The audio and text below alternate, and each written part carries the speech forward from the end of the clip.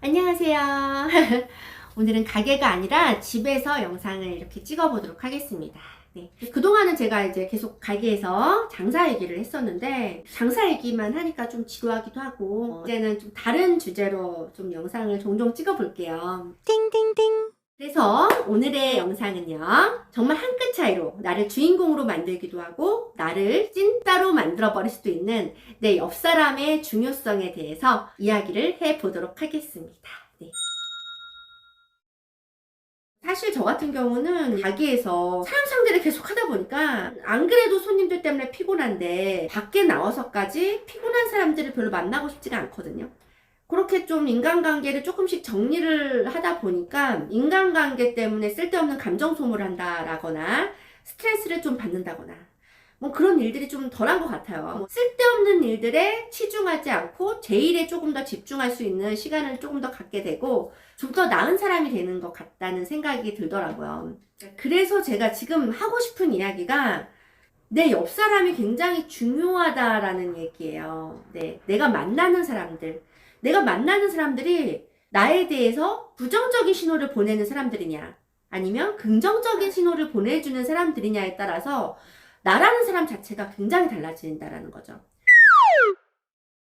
저의 어릴 때를 생각해 봐도 정말 확실히 그런 것 같아요. 초등학교 저학년 때까지는 정말로 얌전하고 약간 소심하고 공부도 정말 더럽게 못하는 그런 아이였어요. 그런데 초등학교 4학년 때 굉장히 좋은 선생님을 만나게 됐어요. 선생님이 저한테 이제 반장들이나 할 만한 그런 심부름을 저한테 계속 주기적으로 계속 시켜주시는 거예요. 어린 마음에 걔가 대단한 사람이 된 것 같고 자신감이 많이 붙더라고요. 그때부터 정말 희한하게 성적이 확 올라갔어요. 사람이 신기하게 누군가가 나를 인정해주고 나를 대단한 사람처럼 만들어줬을 때 거기에 걸맞는 사람이 되어가고 있게 되는 것 같아요. 그렇게 자동적으로 하나하나 차근차근 그렇게 성향이 바뀌어 나가다 보니까 저는 이제 중학교, 고등학교 때도 친구들하고 되게 잘 어울리고 분위기 메이커 약간 역할들을 친구들 사이에서 좀 많이 했던 것 같아요.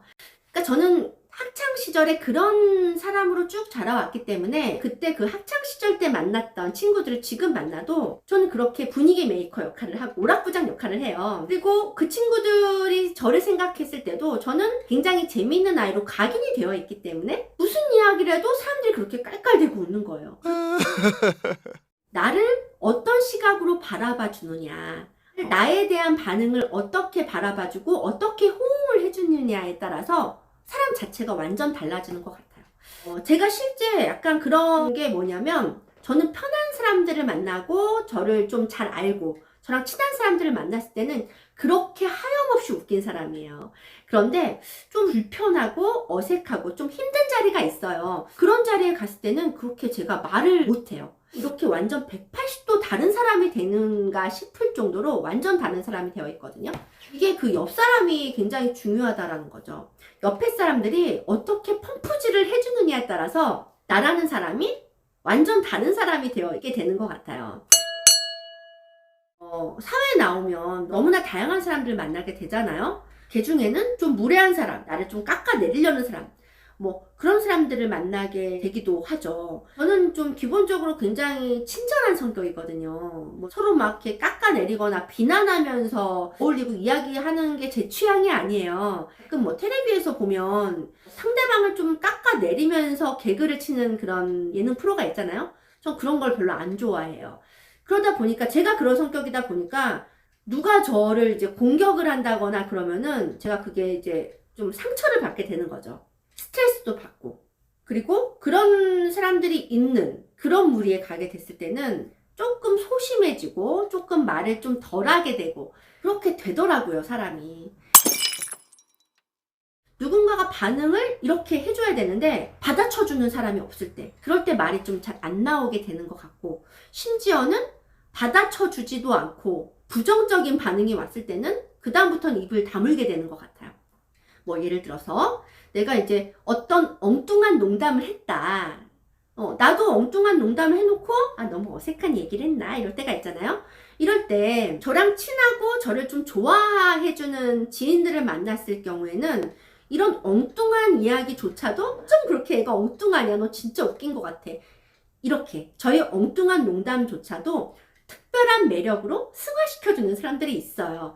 그런데 어색하고 불편한 자리에 갔는데 제가 그런 엉뚱한 농담을 던지거나 엉뚱한 이야기를 해달라고 했을 때 그 주변 반응이 쟤 뭐야? 썰렁해. 뭐 이런 반응을 보인다. 너 여기서 그런 이야기가 왜 나오냐? 라고 이렇게 하는 경우들도 있잖아요. 그럴 때는 진짜 약간 좀 당황스럽고 이제 부끄럽잖아요, 사람이. 그 다음부터는 이제 그 무리가 있는 그 모임에 갔을 때는 계속 말이 안 나오는 거죠. 장사할 때도 저는 그래요. 어떤 손님분들 같은 경우는 굉장히 이제 즐겁게 쇼핑하실 수 있도록 제가 이제 말을 되게 잘해드리는데 어떤 분을 만났을 때는 말이 좀 특별히 좀 잘 안 나오는 손님들이 있어요. 이 상대방 반응들에서 그게 이제 정해지는 것 같아요. 상대방이 어떻게 받아쳐 주느냐. 띵띵띵. 그래서 제가 이제 오늘 해드리고 싶은 이야기는요. 내가 굳이 만나서 피곤하고 힘든 사람들을 만날 필요가 없거든요. 굳이 나를 자꾸 깔아뭉개고 굳이 부정적인 신호를 계속해서 주는 사람들을 계속 만나게 되면은 실제로 나는 그 부정적인 가스라이팅을 당하게 돼요. 그럼 난 굉장히 소심한 사람이 될 수도 있고, 그래서 그런 사람들은 웬만하면 만나는 횟수를 좀 줄이는 것이 좋다.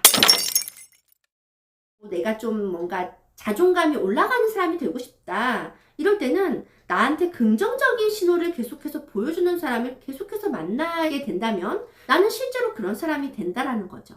네. 정말 이 사람을 망가뜨려 버리고 싶다, 이런 사람이 있다라면 그 사람한테 계속해서 부정적인 신호를 보내주는 거예요. 비판을 해주고 훈계를 해주고 계속해서 면박을 주는 거예요. 이렇게 계속 가스라이팅을 시키다 보면 이 사람 자체는 인생이 나락으로 가게 되어 있다. 계속해서 그런 가스라이팅을, 안 좋은 가스라이팅을 당하고 있는데 이 사람이 어떻게 자신감을 가질 수가 있겠어요. 아, 나는 정말 아무것도 할 수 없는 사람이다.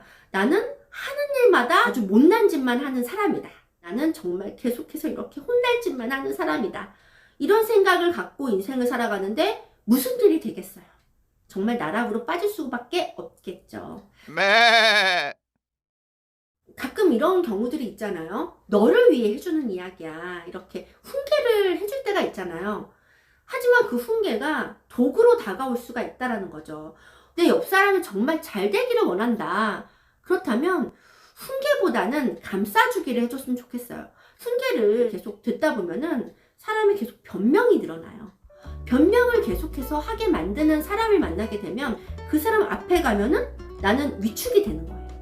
그래서 내 옆 사람이 정말 잘 되기를 원한다 한다면 계속 끊임없이 긍정적인 신호를 보내주면서 감싸주기를 잘해 주셔야 한다는 거죠. 그러면 그 사람은 정말로 좋은 사람이 될 거고요. 정말로 빛나는 사람이 될 겁니다. 그리고 당신에게도 더없이 좋은 사람이 될 거라는 것을 확신합니다.